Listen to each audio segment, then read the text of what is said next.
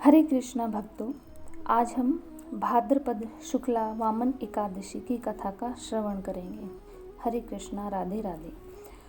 युधिष्ठिर बोले, भाद्रपद शुक्ल पक्ष की एकादशी का क्या नाम है, कौन देवता है और क्या विधि है और इसका क्या पुण्य है, सो हमसे कहो। श्री कृष्ण बोले, हे राजन, स्वर्ग मोक्ष को देने वाली, सब पापों को हरने वाली परम पवित्र वामन एकादशी की कथा मैं तुमसे कहता हूँ। इसको जयंती एकादशी भी कहते हैं। इसके श्रवण मात्र से पाप दूर हो जाते हैं।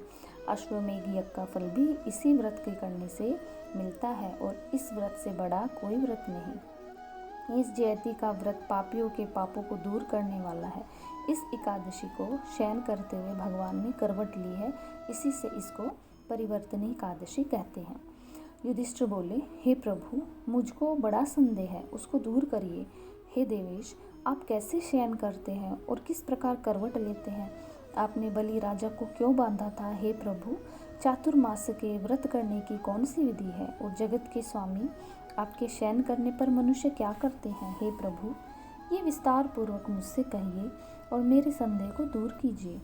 श्री कृष्ण बोले, हे राजन, इन पापों को दूर करने वाली कथा सुनो। हे नृप, पहले त्रेता युग में बलि नाम का दैत्य था। वह भक्ति में तत्पर होकर नित्य प्रति मेरा पूजन करता था, परंतु उस महात्मा ने इंद्र से बैर करके मेरा दिया हुआ इंद्रलोक जीत लिया। फिर देवता और ऋषियों को लेकर इंद्र प्रभु के पास गए, सुंदर वचनों से मेरी स्तुति की और देवताओं के साथ बृहस्पति जी ने भी मेरा अनेक बार पूजन किया। इसलिए मैंने 5वां अवतार वामन रूप धारण किया। संपूर्ण ब्रह्मांड जिसमें स्थिर है, ऐसे उग्र रूपधारी वामन ने सत्य में तत्पर राजा बलि को जीत लिया। युधिष्ठिर बोले, आपने वामन रूप से असुर बलि राजा को कैसे जीत लिया, यह कथा विस्तार पूर्वक कहिए। मैं आपका भक्त हूँ। श्री कृष्ण बोले, मैंने ब्रह्मचारी बालक का रूप धारण करके बलि राजा से प्रार्थना की कि मुझे 3 पैंड भूमि दीजिए, वह मुझको 3 लोकों के समान होगी।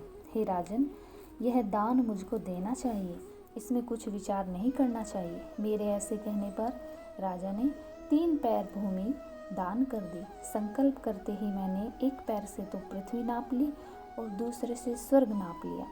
हे राजन, अब मेरे तीसरे पैर के लिए स्थान बतलाओ। इस तरह मेरे कहने पर राजा ने अपना मस्तक दे दिया। तब मैंने उसके माथे पर एक पैर रख दिया। फिर मेरी पूजा करने वाला राजा बलि पाताल को चला गया। उसको नम्र देखकर मैं प्रसन्न हो गया और उससे कहा कि हे राजा, मैं सदा तुम्हारे समीप रहूँगा। मेरी एक मूर्ति बलि राजा के आश्रम में निवास करती है और दूसरी मूर्ति क्षीर सागर में शेष जी के ऊपर शयन करती है। जब कार्तिक की एकादशी आती है, वहाँ तक भगवान शयन करते हैं। इस बीच में जो पुण्य किया जाए वह सब पुण्य से उत्तम होता है। हे राजन, इस कारण से इस एकादशी का व्रत यत्नपूर्वक करना चाहिए। यह बहुत पवित्र और पापों को दूर करने वाली है। सोते हुए प्रभु ने इस एकादशी को करवट ली है। इससे चांदी और चावल सहित दही का दान करना चाहिए।